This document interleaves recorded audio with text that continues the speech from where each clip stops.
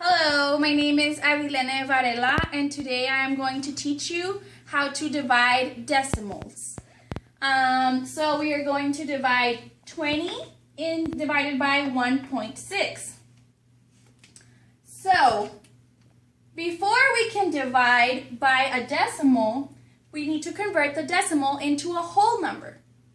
In order to convert it into a whole number, we need to multiply by 10 in order for the decimal to move.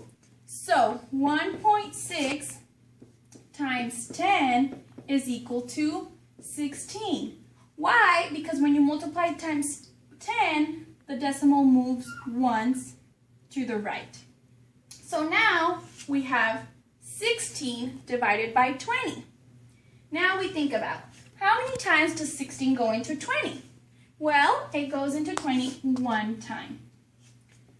Okay, so 1 times 16 is 16. We subtract it from 20. We have 4 left over.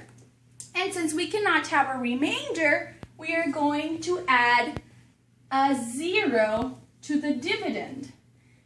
Now, we cannot simply add a 0. We must add a decimal point right here because remember, even though this is a whole number, the decimal is always right there. Since we're adding a decimal here, we must add it to our quotient in the same exact place. Now we can bring down the 0. Now we have to think about how many times does 16 go into 40? Well, let's see, maybe 2 times. Let's see what 16 times 2 is. Okay, 2 times 6 is 12. 2 times 1 is 2, plus 1, it's 3. Okay, so we're going to put 2. 2 times 16 is 32, so we're going to subtract it. 40 minus 32 is 8. All right, so we need to add another 0. We add the 0, and then we bring it down. 16 goes into 80 how many times?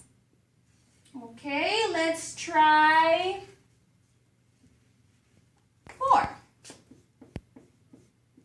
6 times 4 is 24. 4 times 1 is 4. Plus 2, it's 6, 64. Okay, maybe we can try a bigger number. Let's try 6. 6 times 6 is 36. 6 times 1 is 6, plus 3, it's 96. Okay, so we went over by 16.